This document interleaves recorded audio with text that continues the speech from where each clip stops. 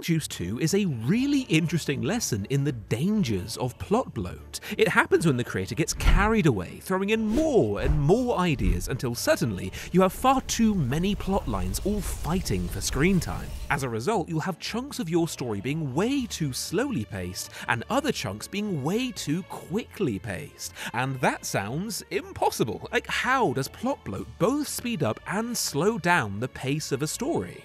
Well, in Beetlejuice 2, there is a ton of setup going on at the start. We've got Lydia learning her dad died, so she's got to go to his funeral. We've got Astrid being resentful of her mum and falling for a boy she bumps into. Then we've got this evil soul-sucking witch coming to kill Beetlejuice, so we've got to have a scene where she comes back and also another expositing what her deal is. Let's not forget, we've also got to show what Beetlejuice himself has been up to all this time. But wait! There's more! We're still not done, because we've got Lydia's douche of a boyfriend proposing to her, which is a whole other subplot, then Willem Dafoe's character as he hunts the evil witch, and let's not forget Lydia's dead husband who needs to be set up, else when he appears later in the film, it won't land with any degree of weight. This is all far too much, and the reason why I say that is because it takes the film 50 minutes at the start to tell us all of this. And let's do some quick maths. Quick maths! The movie is 1 hour and 45 minutes, meaning 105 minutes. Minus 8 from the credits makes it 97. Turn the opening 50 minutes into a percentage of that, and that means... that's not good. I can't believe I'm saying this. Over half of this movie is setup.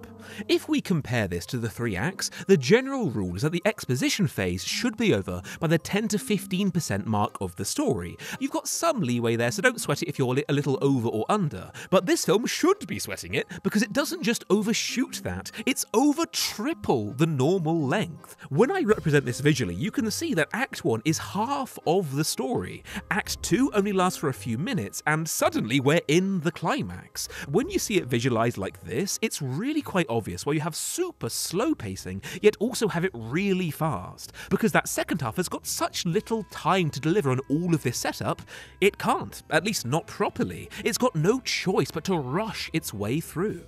I'd say in Beetlejuice 2, there's a brief Goldilocks zone right in the middle where the pacing is spot on, that being when Astrid is tricked into giving up her life by the evil ghost, so her mother agrees to marry Beetlejuice to go into the afterlife to get her back. There's this 20-minute period where the pacing is chugging along at a deeply enjoyable rate. Astrid's about to have her life stolen by this evil ghost, it's very tense, when suddenly... Later, fucker.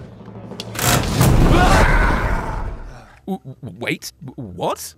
That's it? This major plotline is wrapped up just by Beetlejuice pulling a lever down. You'd think this plot being solved so quickly, so easily, would have been some kind of fake-out defeat where he comes back 2 scenes later, but it's not. Like, after this dude never reappears, Le Fin. The simple truth is, his defeat would have been way more fun to watch if it was simply given more time.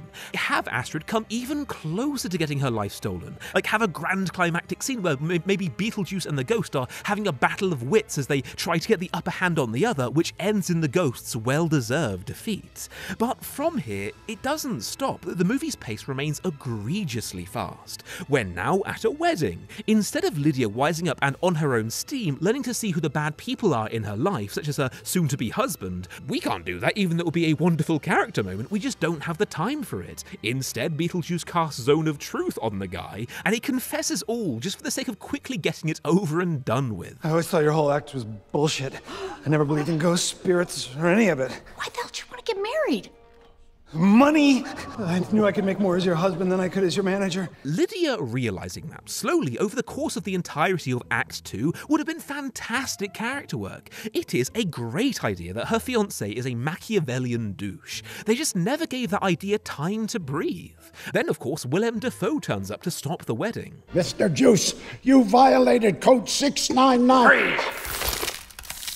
Oh! That was easy. But then, oh no, the big bad witch turns up. That was fast. But let's not forget the contract, meaning Lydia's got to marry Beetlejuice. Yet you illegally brought my mom into the afterlife. According to that book, that contract is null and void. Easy peasy lemon squeezy. Those last 3, by the way, all happen within 3 minutes of each other in the movie. You see what I mean in it having a fast pace. Now, this is all stuff worth pointing out, but I reckon we can go another layer deeper into this issue, because let's say a story is like a boat, and this boat's been zipping from side to side and going round in circles and going utterly nuts with pointless characters and subplots. In this analogy, the issue is we're criticising the movements of the boat when they aren't the actual issue, just the symptoms. The real source of the problem: the boat's navigator has no clue where he's meant to be going. This is why the more I write and learn about the craft, the more I realise the nitpicky style of critique, while fun to do and also watch, isn't the most useful kind to do from a writing point of view. Focusing on smaller issues like pacing and shoddy plotlines can be like rearranging the deck chairs on the Titanic as it sinks. And that's right, I said it, pacing and plotting are smaller scale story issues, because size is relative, and the big one above all those is theme. When you know your theme, that's like knowing your heading as a creator. It allows you to have every single part of your story all pointing in the same direction, and it often solves issues like plot bloat long before they have the chance to come up.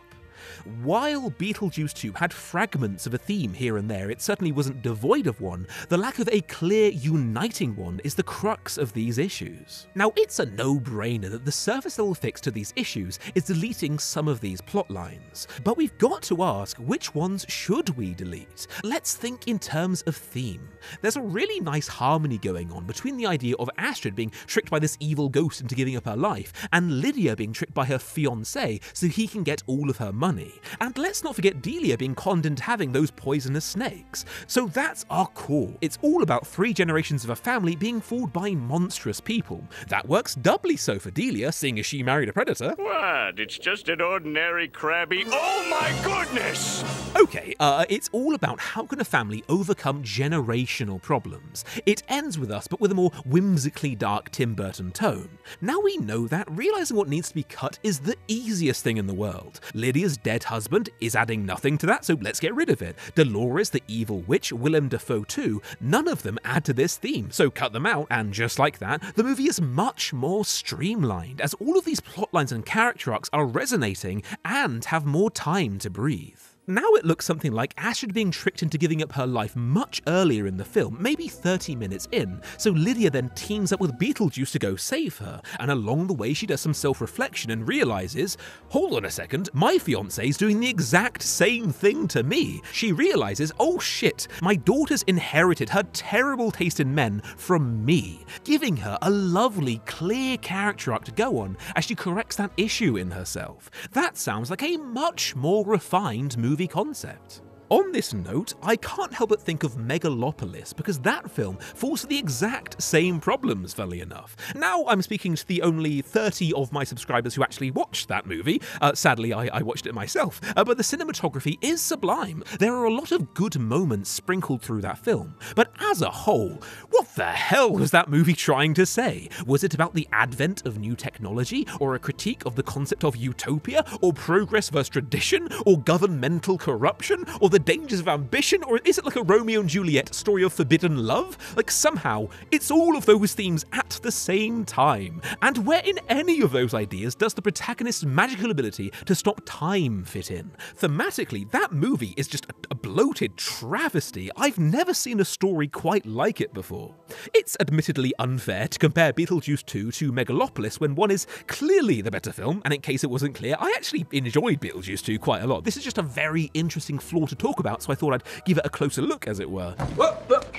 But the films do have similar issues. Megalopolis just fell for it way harder than Beetlejuice. This is why it's so important to know your theme and stick to it like glue, because not only will that focus make realising what does or doesn't need to be cut the easiest thing in the world for you, solving the issue of plot bloat long before it can come up, it prevents you from saying too much. Because when a film says too much, it ends up saying nothing at all.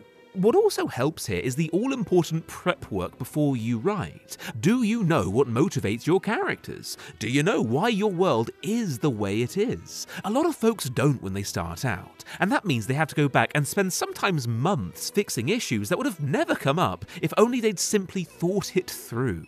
If that's something you're looking to improve on, I watched a class by Myla Goldberg where she delves deep into this issue. Do you want to hone the skill of having your character be well realised and fantastic, before you ever start to write them. She covers that in great depth, not to mention creating settings and the other bits you want to iron out before page 1. For all you who've got Skillshare already, do check this one out. It's one of the best writing courses they've ever had. And for those of you who haven't, well, you're in luck because Skillshare is sponsoring today's video. And if you're one of the first 500 people to click my link in the description, you'll get a whole month of it free. Then you can watch not just this class, but any of the hundreds of great writing classes they've got there, and there are all other kinds of areas you can learn in, from photography to illustration. It's a one-stop shop. Oh look, there's one by me where I talk about how to create great characters. You can check that one out while you're there. A good chunk of what I say on this channel I learned from Skillshare. From dialogue to plot structure, I learned a lot of it there. If you'd like to hone your skills here, do click my link in the description and get a whole month of it free. Do be quick about it though, because once those 500 slots are gone, they're gone. Anyway, thanks for watching, keep writing, and I'll see you guys next time on The Closer Look.